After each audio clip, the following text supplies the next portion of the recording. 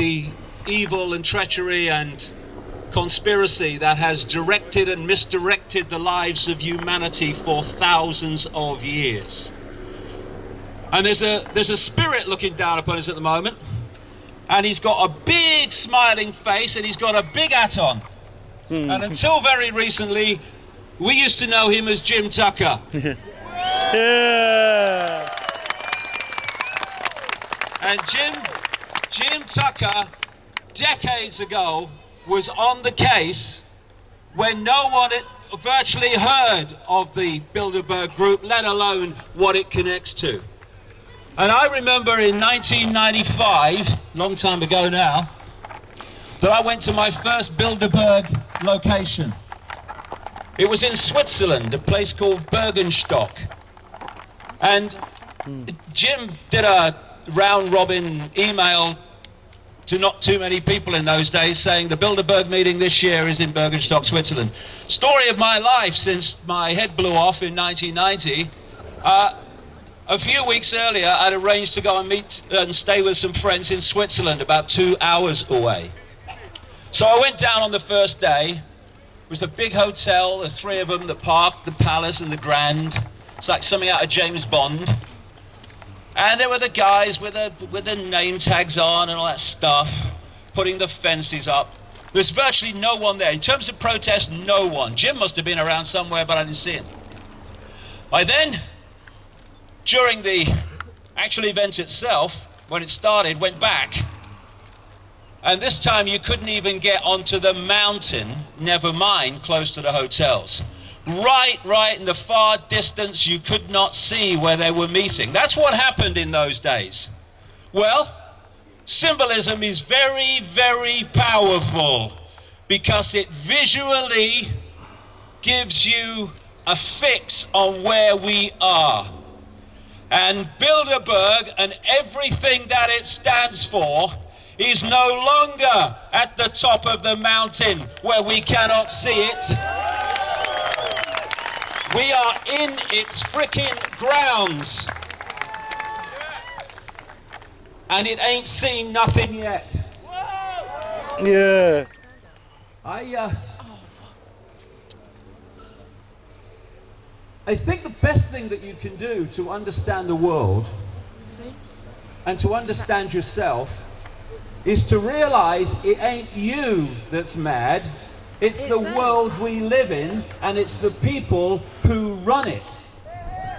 That's when the penny drops. Because what we've got is a situation where insanity has become normal. And this is how it happens. You're born into a madhouse, but you're told it's sane. You grow up in a madhouse. There's nothing that you ever see that isn't in the madhouse. And so to you, madness is normal. And when someone comes along and says, this ain't normal, this is madness, they say, you're bloody mad.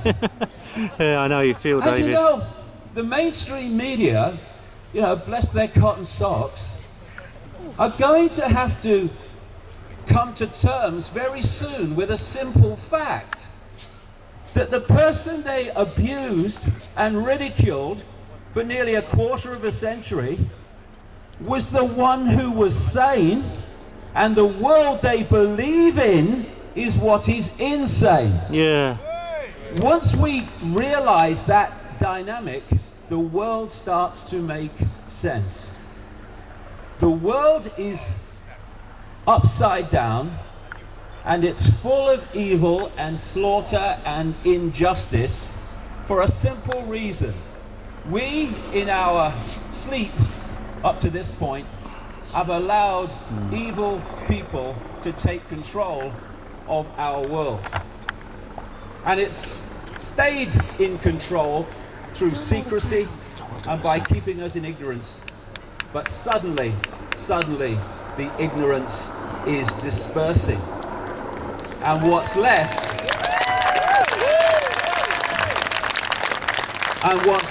is the clarity of the situation we face. We live in a world that's upside down. We live in a world that is mad while masquerading as sanity. And I'll give you an example. It's a very topical one. We're sitting here, right? Or I'm standing. Of the inversion of this world. Sitting here are thousands of loving, caring people who want peace and justice and fairness in the world.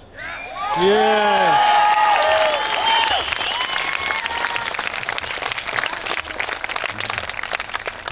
Over there is a hotel full of war criminals, Yeah. parasites, Ooh, right? Etc. Bankers, need I say more? I think I pronounced it correctly. And the police are protecting them from us. Police, you should be protecting us from them. Yeah.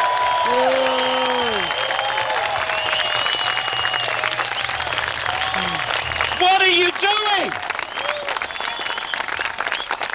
But isn't it funny that so often there are some great policemen, there will be some great policemen around here and some not very nice ones. This is the world we live in. What are you doing? Shall I do a dance to keep it going? Yeah. And so we have a situation where we have police that are very, genuine, although they're being sifted out more and more, and we have police that are not very nice. But what's the point I'm making here is the police are not from the elite 1%. The police are from the people, and yet they gravitate to protect the elite 1%. This is crazy. Police, join us. We are you, you are us. Yeah.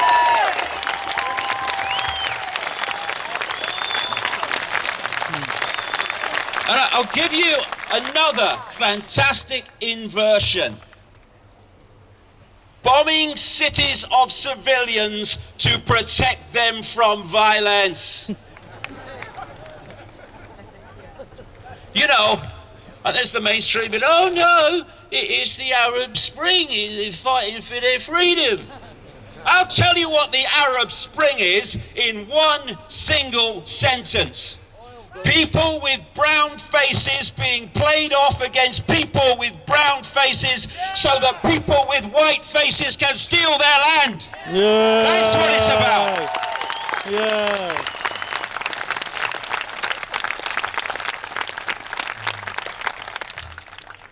And we have an inversion in the media so much that we actually have a newspaper in this country that is owned by a Russian oligarch and a former employee of the KGB, and it calls itself The Independent.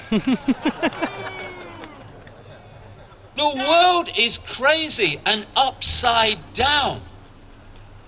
Most crazy. The characters in there who are dictating our world day after day, year after year. Look at them! Kissinger. Ooh, bastard. Kissinger.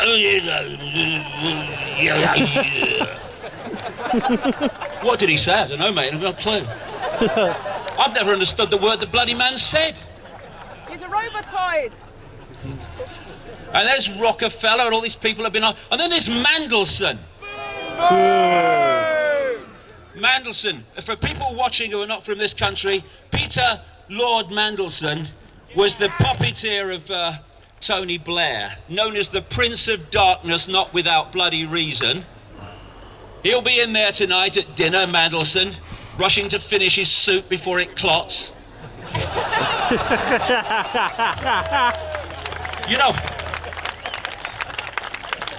Have you seen Mandelson? I can't work him out. I've never seen anyone with his nose so far in the air he didn't fall over. He walks around as if he's got a putrid smell under his nose all the time. And of course he has, himself. Oh, Ronaldo, there's a big pong in here. Yes, you, darling. Because, you know, corruption, conspiracy and sleaze, Peter, does tend to stink to high heaven. Yeah.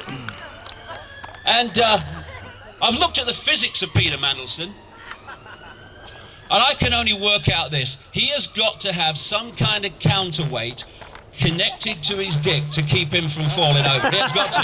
That's what it is. But look at him! Lord Mandelson is in that hotel helping to dictate our lives. Do you know something? It's not that the tail is wagging the dog. It's not that the tail's wagging the elephant. The tail's wagging the planet in terms of the number of people who are doing it and the number of people having it done to them. And this is a great moment of enough, enough, enough. Yeah.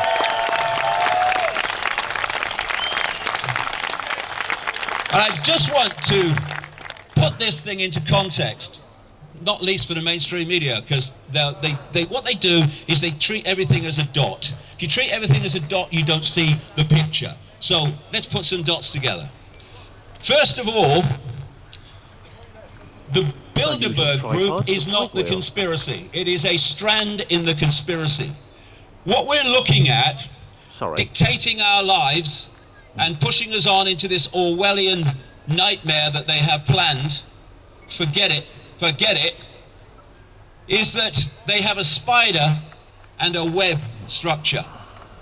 The spider in the center of the web is the inner sanctum that no one ever sees, and they dictate, there's very few of them, they dictate through the spider's web. Now each strand in the web is like a secret society, a corporation, it's an organization of some kind. And immediately around the spider are all the real exclusive ones, some of which don't even have names, because if it doesn't have a name, it's much more difficult to pin it down. And it comes out, and it's still in the hidden. And you come through the upper levels of the Jesuits and Opus Dei, and real upper levels of the Freemasons and the Knights Templar and all these people, and you're coming out in the hidden. And then there's a point, a cusp, where the hidden comes into the scene, and the Bilderberg Group stands at that point. Before all this work and toil to expose it, it was much more in the hidden. But we pulled it out, and it's at this cusp where it starts from this way out to the edge of the web. It's now starting to dictate and to connect with organizations we know, governments, government departments, corporations, banking systems, and what have you. And its job is to take the spider's diktats and turn them into policy playing out through governments and other organizations represented in there. That's its job. And to understand the world, we need to understand two things. One, where do they want to take us? And two, how do they want to take us there? Or how are they taking us there? If we know those three things, we become immediately streetwise on a level never close to before. And where they want to take us is into a world fascist, communist, same thing, different name, world fascist, communist dictatorship, which would make Orwell wince. And it would be based on an enormous centralization of power. This starts to answer so many things about the world. When you are a tiny few at the core and you want to control the many, you have to centralize decision making. The more diversified it is, the less control any central point is going to have over those decisions. So what we've seen is an incessant centralization of power in all areas of our lives, and after not very long and quite a way back now, it even got a name: globalization. Globalization is the centralization of power in every area of our lives. There's a man who actually has been given the title, the father of globalization. His name is Peter Sutherland, and he's in there now. Oh. Peter Sutherland was the first head of the World Trade Organization, which was designed and set up by the Rockefellers and the Rothschilds to impose massive fines that force countries to open themselves to the merciless world market which they control. That's what globalization's about. We talk about free trade. Free trade? Oh, you must like free trade. It's free. Well, it's not. I'll tell you what free trade is. It's making your products for a few cents on the dollar for people in slum conditions, and then you take them across to the richer countries and you sell them for as much as you get. What free trade is freedom to exploit at both ends of the process. That's what Peter Sutherland has been involved in for decades. Also involved in Goldman Sachs now, stands back in amazement. And so we've had this incessant centralization of power for a simple reason, and it's got faster for this reason. The more you centralize power, the more power you have to centralize quicker. And so the whole thing goes faster and faster and faster. And so, with the European Union, once we crossed the Rubicon of the Lisbon Treaty, they had assembled enough centralized power within the bureaucracy of the EU to push it on faster and faster and faster as they have since. So the idea is the constant centralization of power to this end. They want a world government which would dictate all global policy that meant anything. They would have a world central bank dictating all finance globally. They would have a single electronic currency that would have no cash, for which there are massive implications for freedom. Look at all the stuff now with the technology. You're seeing it. I was writing about this 20 years ago that it was coming. All these smartphones and stuff. Oh, you don't need to go in the bank anymore. Do it online. Oh, do it from your phone. They're creating the cashless society based on a single electronic currency. And the cashless society means this. If you go into a store or a shop now and you hand over electronic money, a credit card, and the system says no, won't accept it, at least for now, though it's going out of fashion so fast, you can pay cash. Once cash is gone, that's the idea, then when that computer says no to your electronic money, your microchip as they ideally want, then it's deciding if you can or cannot purchase. It's about control. That's what it's about. And you see, the euro was never meant to work. Because they want this single currency, they have to do it in steps. It means that they had all those European currencies, the guilder, the lira, the mark, and all the rest of them. Now, they had to get rid of them on the road to a single global electronic currency. So in comes the euro, and it wiped them all away. Massive step forward to that goal I've been writing about all these years. Now, all they need to do is destroy the euro and the world currency in general, and they'll say, well, what we have to do is we have to have a world currency to sort out this problem. Alongside the world government and world central bank and single currency, they want a world army to impose the will of the world government. Now, we already have a world government de facto. It goes under names like G8 and G20 and all this stuff, UN Security Council. We also have a de facto world army, and it's called NATO, which imposes the will of these people. Send the boys in. So we're seeing it unfold before our eyes, and still the mainstream media can't see it because it can only see dots and not pictures. And there's two techniques that are necessary to understand. Many people will be aware of these here, but I'll go through them for the mainstream media. Because that's the thing, you see. This is the thing. Taking baby steps, David. Yeah. This is what the mainstream media do not understand in their bewilderment at what's happening. Is vast numbers of people are now far more informed about the world than they are. This is the point. Yay! The first technique I gave the name to a long time ago now, problem, reaction, solution. Real simple. You want to change the world in a way that if you did it openly, there would be a massive response against it. So you don't do it openly. You first of all create a problem which you blame someone else for. 9/11 and all that stuff, a banking crash, a government crash, and you blame it on someone or something else.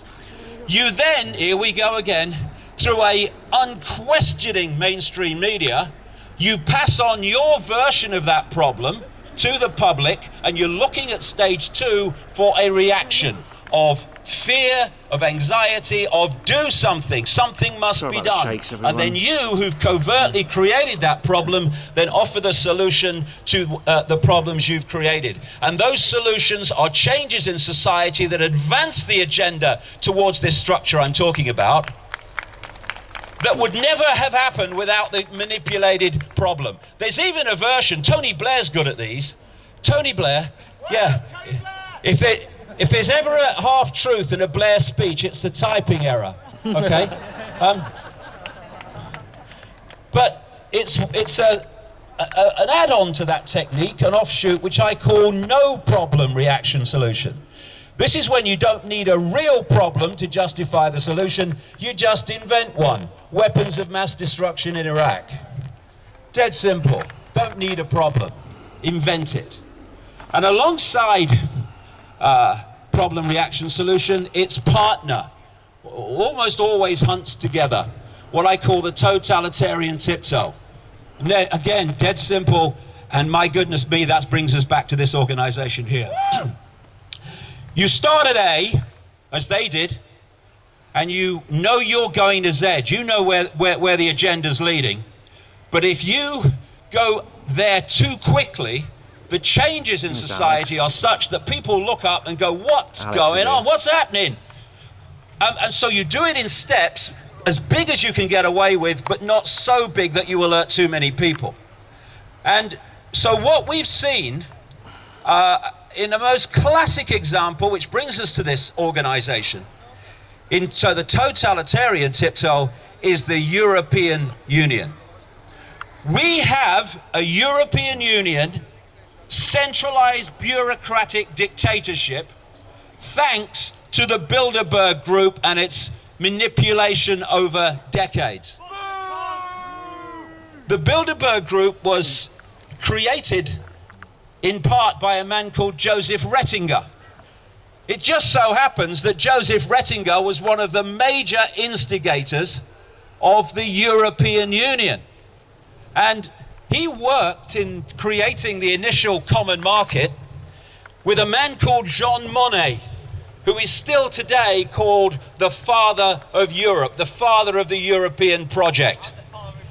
I have a quote here from a letter by Monnet, one day after I was born, April the 30th, 1952, right at the start of the European project, orchestrated in so great a part through this. And this is what Monnet said in 1952. Europe's nations should be guided towards the superstate without their people understanding what is happening. This can be accomplished by successive steps, each disguised as having an economic purpose, but which will eventually and irreversibly lead to federation. This is not an accident. This is not, oh, we better have a Maastricht Treaty. Shall we have a Maastricht Treaty? It's all projected forward. And we have now reached the point in Europe where something like 70% of the laws that are introduced into this country start out in the bureaucracy in Brussels. That's how far we have gone. And we've got a situation, the guy in there called Viscount Etienne d'Avignon, right? They love their titles, these people. You know, I reckon Mandelson must have had an orgasm for a month when he was made a lord, you know. Ronaldo, I'm a lord. You're a prat. Hey, I can't take that guy seriously. And I've got to say, a non-stop orgasm by Mandelson. I just got a message to my visual senses. Would you please remove the image I now have in my mind, because it's bloody horrible, right? Anyway, the D'Avignon guy said a few years ago, when he was chairman of this bloody lot, that they were involved and instrumental in bringing in the euro. Leaked documents from the 1955 Bilderberg meeting in Germany show that they were talking about the common market at that time and where it was going. So we have a situation here where the media are saying, oh no, there's no conspiracy, they're just meeting to have a chat. When the evidence is overwhelming that what is decided there comes down into policy that affects all of us. And we have a devastated fishing industry in this country. We have a devastated mining industry, and we have a devastated manufacturing industry because of these people over the decades. Maybe a lot of people don't realize this, but it was proved when documents came to light under the 30-year rule of the British government, when they released documents.